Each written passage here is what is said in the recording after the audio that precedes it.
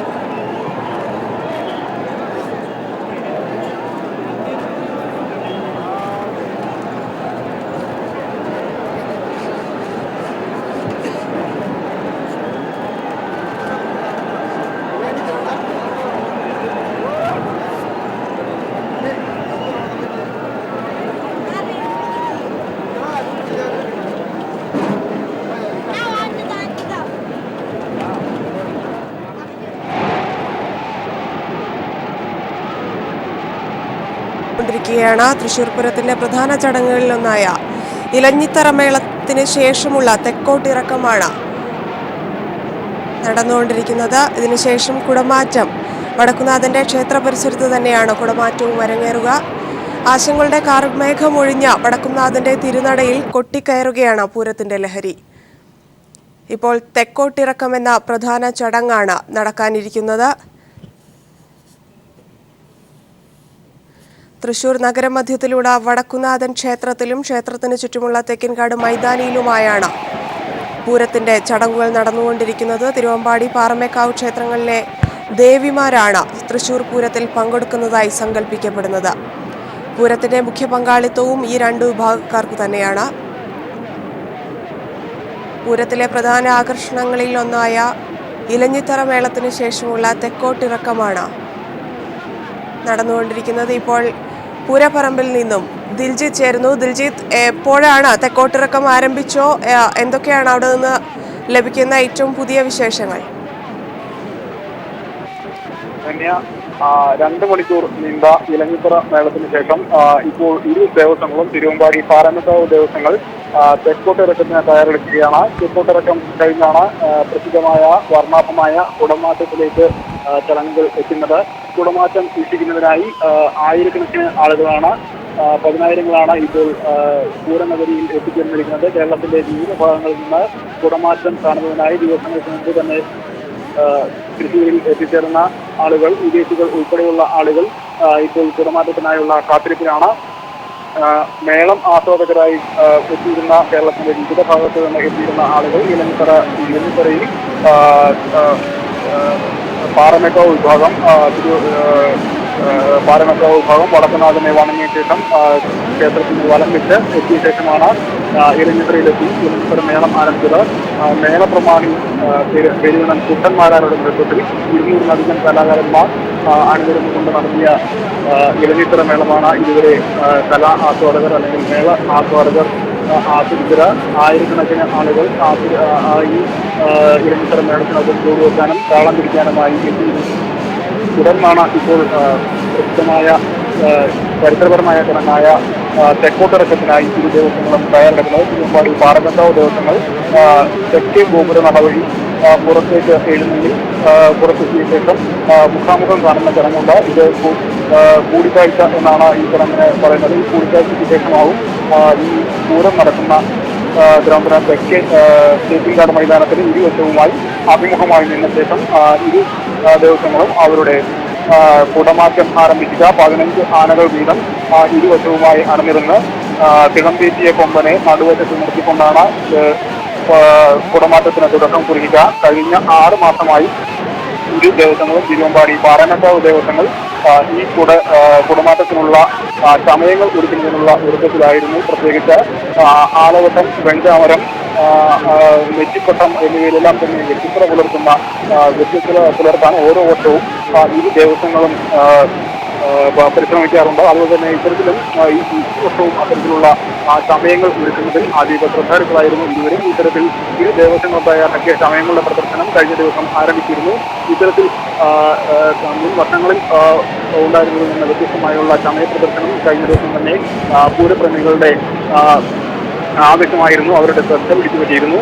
ഇത്തരത്തിൽ ഉണ്ടായിരുന്ന സമയങ്ങളും അവയ്ക്കൊപ്പം തന്നെ സ്പെഷ്യൽ കുടകളും വർണ്ണ സമയങ്ങളുമെല്ലാം തന്നെ ഈ ഇരു ദിവസങ്ങളും ഇപ്പോൾ രഹസ്യമായി സൂക്ഷിച്ചിരിക്കുകയാണ്. ഇവ കുടമാറ്റത്തിന്റെ സമയത്ത് പുറത്തെടുക്കുന്ന നിമിഷം മാത്രമാവും. ഇത്തരത്തിലുള്ള സ്പെഷ്യൽ കുടകളും വർണ്ണക്കുടകളും അതുപോലെ തന്നെ വെഞ്ചാമരം, ആലവട്ടം, നെറ്റിക്കുട്ടം എല്ലാം തന്നെയുള്ള വൈവിധ്യങ്ങൾ എല്ലാം തന്നെ കൗതുക കാഴ്ചകളെല്ലാം തന്നെ പുറത്തെടുക്കുക. ഇവയ്ക്കായുള്ള കാത്തിരിപ്പിലാണ് ആയിരക്കണക്കിന്, 10,000-കണക്കിന് വരുന്ന പൂരപ്രേമികൾ. ഏതായാലും ഇപ്പോൾ തെക്കോട്ടിറക്കത്തിനായുള്ള ചടങ്ങുകളാണ് ആരംഭിച്ചിട്ടുള്ളത്. അല്പസമയത്തിനകം ഈ ദൃശ്യങ്ങളിൽ കാണുന്ന തെക്കേ ഗോപുര നട തുറന്ന് പുറത്തേക്ക് ആനകൾ എഴുന്നള്ളി, ആനകളുടെ തിടമ്പേറ്റിയ ആനകൾ പുറത്തേക്ക് വരുന്നതോടുകൂടി ചടങ്ങുകൾക്ക് തുടക്കമാകുന്നത്. തെക്കേ ഗോപുരനട, വടക്കുന്നാഥ ക്ഷേത്രത്തിന്റെ തെക്കേ ഗോപുരനട വർഷത്തിൽ 2 തവണ മാത്രമാണ് തുറക്കുന്നത്.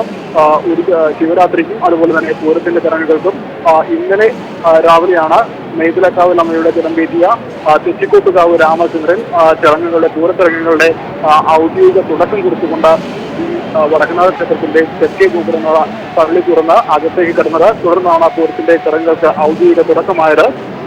തുടർന്ന് ഇന്ന് രാവിലെ കണിമംഗലം ശാസ്താവിന്റെ വരവോടുകൂടിയാണ് പൂരത്തിന്റെ ആവേശത്തിന് തുടക്കം കുറിച്ചുകൊണ്ട് തുടക്കം കുറിക്കുന്ന ചടങ്ങുകൾക്ക് തുടക്കമായത്. തുടർന്ന് 8 കടകക്ഷേത്രങ്ങളിൽ നിന്നുള്ള പൂരങ്ങളാണ് ക്ഷേത്ര സന്നിധിയിലേക്ക് എത്തിയത്. ഈ തിരുവമ്പാടി പാറമേക്കാവ് ദേവസ്വങ്ങൾക്കൊപ്പം ഈ പൂരത്തിൽ പങ്കുകൊള്ളുന്ന 8 കടകക്ഷേത്രങ്ങളിൽ നിന്നുള്ള പൂരങ്ങൾ തൊട്ടുപുറകെ ഓരോന്നായി എത്തിച്ചേരുകയും വടക്കുനാഥനെ വണങ്ങുകയും ചെയ്തു. തുടർന്നാണ് ഇത്തരത്തിൽ ഈ കുടുംബത്തിലെ പ്രധാന ദേവസ്വങ്ങളായ തിരുവമ്പാടി പാറമേക്കാവ് ദേവസ്വങ്ങൾ അവരുടെ എഴുന്നള്ളത്ത് ആരംഭിച്ചത്.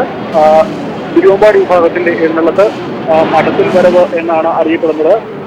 പ്രത്യേകിച്ച് രാവിലെ പുലർച്ചെ 8 മണിയോടുകൂടി തന്നെ ക്ഷേത്രത്തിൽ നിന്ന് ആരംഭിക്കുന്ന മഠത്തിൽ വരവ് നമ്പൂതിരി മഠത്തിൽ എത്തി അവിടെ നെറ്റിപ്പട്ടം ഇറക്കി വെച്ച് പൂജിച്ച് വരുന്ന ഒരു ചടങ്ങ് പതിറ്റാണ്ടുകളായി തന്നെ നിലനിൽക്കുന്നുണ്ട്.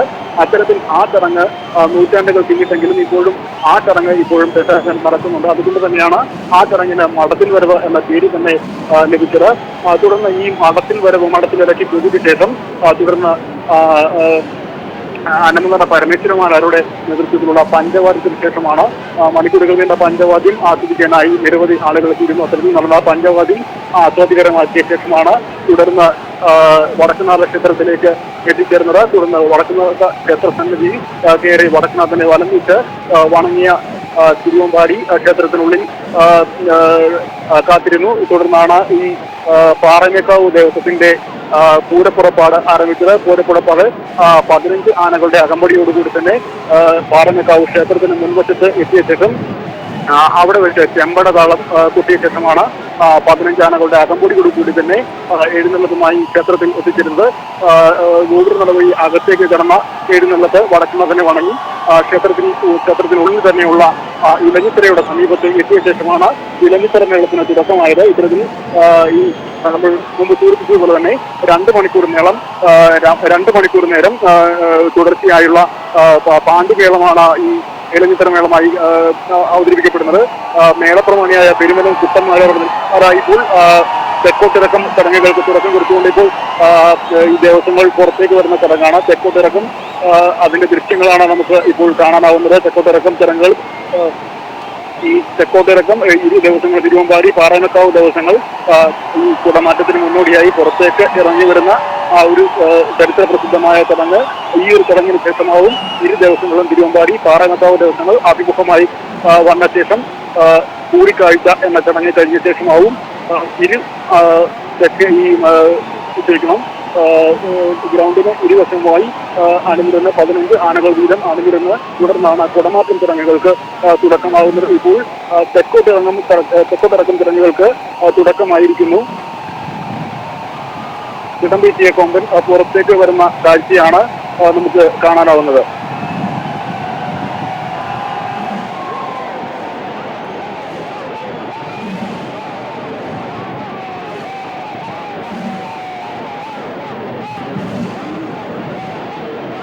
ഇറക്കത്തിന് ശേഷം അല്പസമയത്തിനകം കുടമാറ്റവും ഉണ്ടാകും. വിവരങ്ങളാണ് ദിൽജിത്ത് നൽകിയത്.